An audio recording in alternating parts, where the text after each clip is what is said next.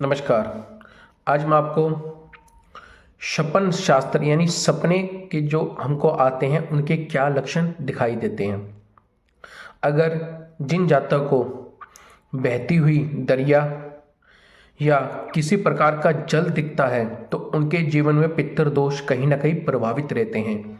अगर जिन जातकों को अपने दांत हिलते दिखाई देते हैं और उनके दांत टूटते दिखाई देते हैं तो उनको कहीं ना कहीं पितृ दोष के कारण उनके जीवन में कष्ट या बाधाएं आ सकती हैं। देखिए बच्चों, जो पितृ दोष है हमारे जीवन में कई प्रकार की कठिनाइयां हमको दे सकता है।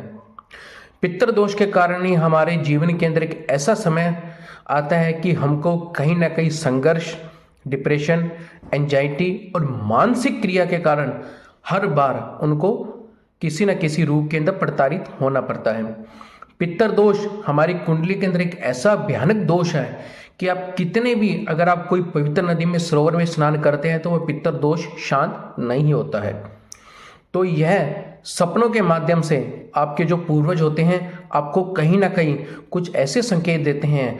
अगर जिनको अपने सपनों में उनके माता पिता या दादा दादी दिखाई देते हैं तो कहीं ना कहीं वह आपको यह इशारा करते हैं कि आप किसी विद्वान के द्वारा या ब्राह्मण के द्वारा आप कोई नित्य कर्म करवाइए ताकि आपकी कुंडली में पितर दूर हो सकते हैं।